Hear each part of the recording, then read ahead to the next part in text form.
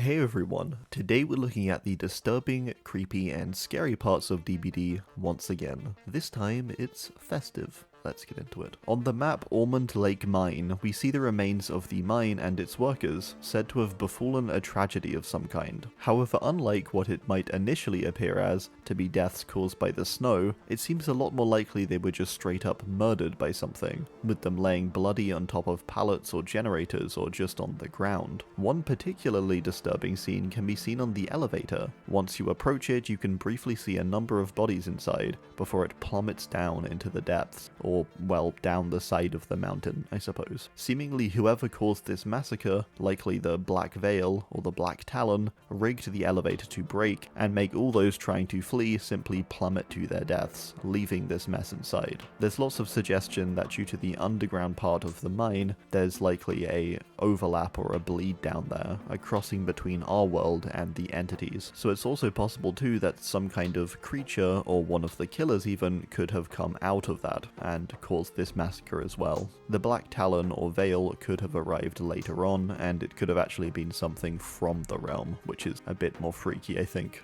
Nurse has a particularly disturbing outfit named Flash Forward, which details one of the patients at Crotus Pren, who draws what's described as a creature wearing a long robe which drifts around and wields a wood saw to sever limbs. What's more interesting though is that the outfit is named Flash Forward. There's evidence in the lore of the Crotus Pren patients being affected by the entity, and some even being aware of Sally's eventual fate in the realm. Therefore, this drawing in the moment was a very real and direct foreshadow of what was to come for Sally, far before she ever reached the realm. Someone drew this, she likely saw it, seeing what she'd end up as, but not quite knowing yet, which is really freaky. During the holidays, Clown seems to have decided to take on a new persona of Santa Clown. In various points in the year, he seems to exploit the period of time. For example, in Easter he dresses up as a chicken, and during summer as a hot dog cook, and so during Christmas he dresses as Santa. Each of these disguises he uses to seemingly make people eat his trophies he collects, which are fingers. In this outfit he seemed to pose as one of those Santas you might visit as a kid, where you go to a shopping center or at a community center of some kind. That's how the scene seems to be described at least, and here he handed out a number of twisted gifts, but seemingly primarily wrapped up fingers and probably a wide variety of messed up items and trinkets. I mean, if we look at his back here, there's just a whole arm hanging out with some fingers missing, so you know that's the standard there. To take this further, we know one of the recipients was Maurice, Clown's horse. He seemed to have received a stocking filled with an assortment of horse-related items,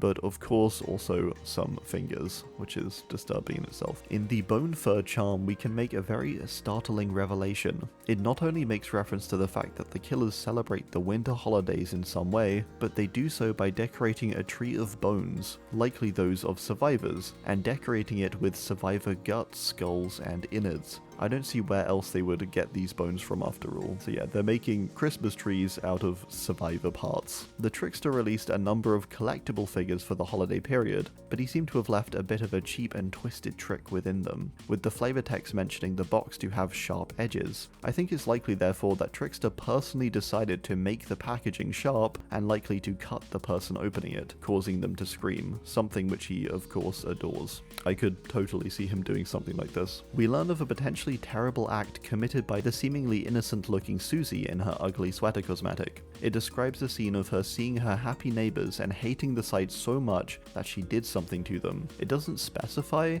but I'm sure we can imagine. She wanted to make them suffer as she had, as the flavor text puts it. I think she more than likely just attacked them or possibly did something to the dinner.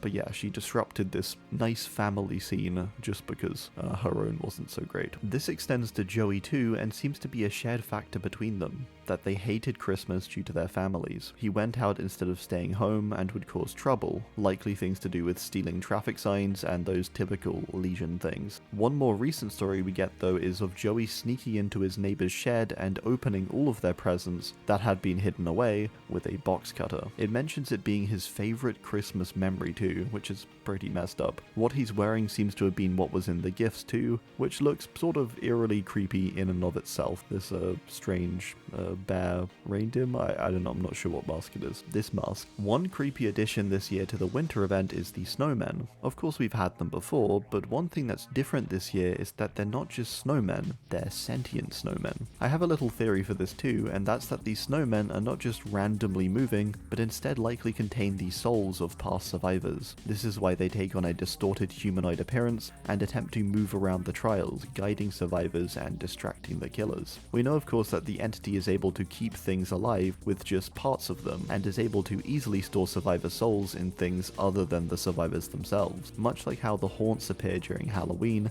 to aid each side, these being the drained souls of previous characters of the realm, I think the snowmen are similar and likely lost souls too, brought for a similar purpose. I don't know, that seems in line with the entity's realm. Past survivor souls wandering around the trials in these creepy, distorted, melting snowmen. Compared to previous years, the snowmen also have a much creepier appearance, showing something isn't quite right. The other disturbing part of the event is the snow skulls. These are found in piles around the trials and seem to be just what they sound like, skulls covered in snow. This is likely done for a similar reason to the dangers of collecting snowballs in an icy or rocky area, as they could be a lot more deadly than intended, except here that's the intention, wanted by the entity. When thrown, instead of a soft hit and explosion, it's likely a lot more painful experience as a skull is launched at you and shattered on impact, causing genuine injury. Just another way the entity can feed. What could make this even more messed up though is if, like most things in the realm, these skulls came from somewhere and were being sort of recycled. They could be the skulls of survivors who have died to Moris, similar to the totems, or they could be the skulls of past survivors, now in the void. Forget Frosty the Snowman,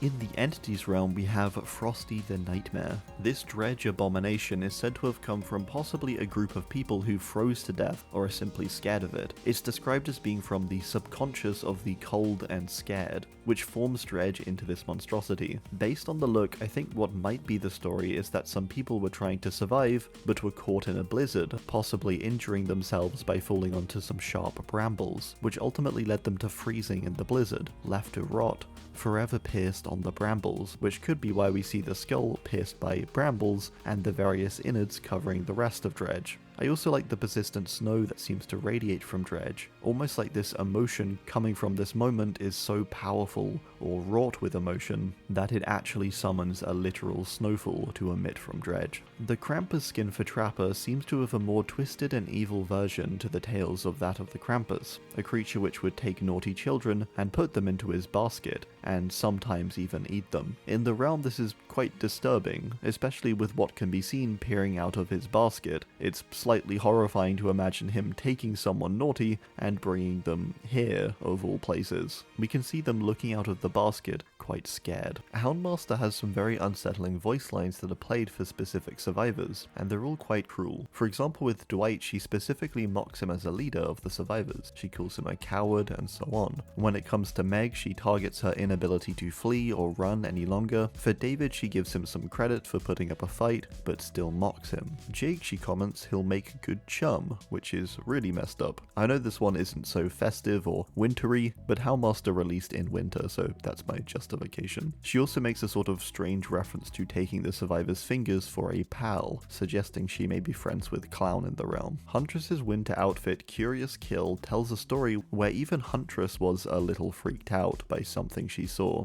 A warhorse stripped of all its flesh and left with just bone in a clearing in the woods. She hunts down what did it to find a pack of wolves, which she dispatches. She then goes back to claim the warhorse's skull for her mask, giving an incredibly unnerving look. That again even seemed to freak Huntress out a bit. A recurring thing in the realm, and something we've touched on before, is the Realm of Eternal Ice, and the routine event in the realm named the Darkening, which is an event which sweeps a glacial wind across lots of realms, freezing all inside. The Darkening's effects can be seen in multiple cosmetics, and could even be the cause for the new ice weapons. We know the entity sends out the killers sometimes to do tasks within the realm, like hunting down certain people inside. One of these people is an alternate version of the Oni, who attempts to hunt down a character named Saku. Perhaps all these icy weapons are from adventures into lost realms, which have ended in them being completely frozen by the Darkening's glacial winds. A different story from this though is Dredge's ice weapon, the Gelid appendage. It's said to have been from a realm of ice. This seems different from the Darkening, which is a sort of ice event that occurs across multiple realms. It seems to instead just be a very cold, icy realm.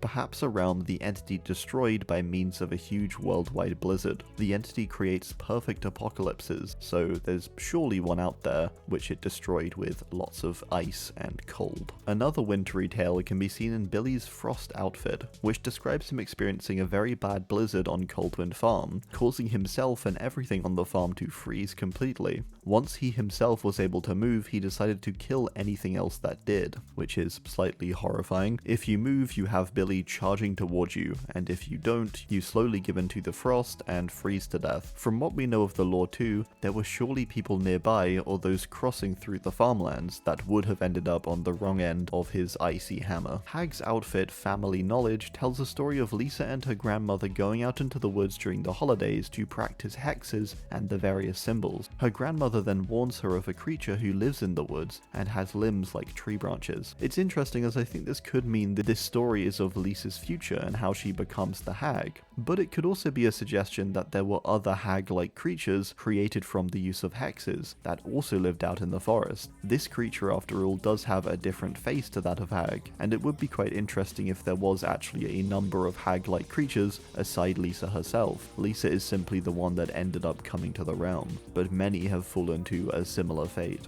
Leon and Jill's ugly sweaters have some bizarre and quite creepy flavor text, which seems to reference some kind of attack or dire situation each of them have been in. It says, wounded and rapidly losing blood, Jill/Leon grabbed the first thing her/his hands landed on, a festive sweater. It could maybe have even occurred in the realm or a lost realm. It sounds sort of like in the moment they are reaching for the sweaters as a means to stop the blood. It's odd, but a sort of creepy story that's missing quite a few details. Christmas Inferno is the most disturbing thing I've seen in this game though. A scene depicting this poor snowman tossed into a fire to slowly melt to death, with some really brutal flavor text too. We need to stop the entity. Thanks and goodbye.